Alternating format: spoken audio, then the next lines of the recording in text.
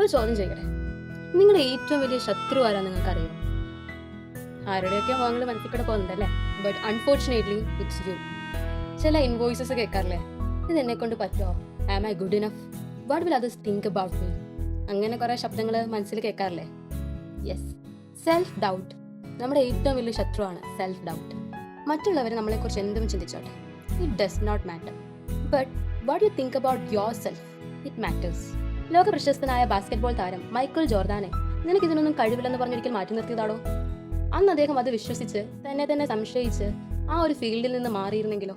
അദ്ദേഹം അന്നത് ചെയ്യാതിരുന്നത് കൊണ്ടല്ലേ ഇന്ന് അദ്ദേഹം ലോക പ്രശസ്തനായി മാറിയത്. ഒന്ന് പറഞ്ഞാൽ everything is centred in confidence അല്ലേ. ചില സമയത്ത് നമുക്ക് നമ്മളോട് ഒരു കോൺഫിഡൻസ് ഫീൽ ചെയ്യത്തില്ല.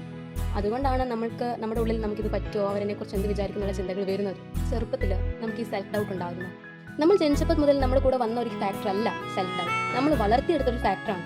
ചിലപ്പോൾ അത് ചില സമയത്തുള്ള റിജക്ഷൻസിൽ നിന്നായിരിക്കാം, ചിലപ്പോൾ നമ്മൾ മറ്റുള്ളവരെ കമ്പയർ ചെയ്യുന്നത് കൊണ്ടായിരിക്കാം. മനസ്സിന് ഈ സെൽഫ് ഡൗട്ട് പോകാനുള്ള 1-2 വഴികൾ പറഞ്ഞു തരട്ടെ. 1, തോൽവിയെക്കുറിച്ച് പേടിക്കാണ്ടിരിക്കുക. എടാ, ജയിക്കോ തോൽക്കോ എന്ത് വേണമെങ്കിലും ചെയ്തോട്ടെ. ചിലപ്പോൾ ഒരു പ്രാവശ്യം തോൽക്കുമ്പോഴല്ലേ നമുക്ക് അടുത്ത പ്രാവശ്യം ഇതിലും ബെറ്റർ ആയിട്ട് ചെയ്യാനുള്ള ഒരു കോൺഫിഡൻസ് കിട്ടുന്നത്.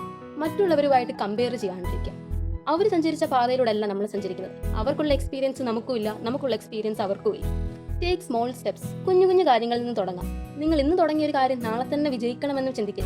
ചെറിയ ചെറിയ സ്റ്റെപ്സിലൂടെ നിങ്ങൾക്ക് ബെറ്റർ ആയിട്ട് മാറാനായിട്ട് കഴിയും. കേട്ടിട്ടില്ലേ, കൺസിസ്റ്റൻസി ഈസ് ദ കീ. എനിക്ക് വർക്കൗട്ട് ആയിട്ടുള്ള ഒരു കാര്യം നിങ്ങൾക്ക് പറഞ്ഞുതരാം.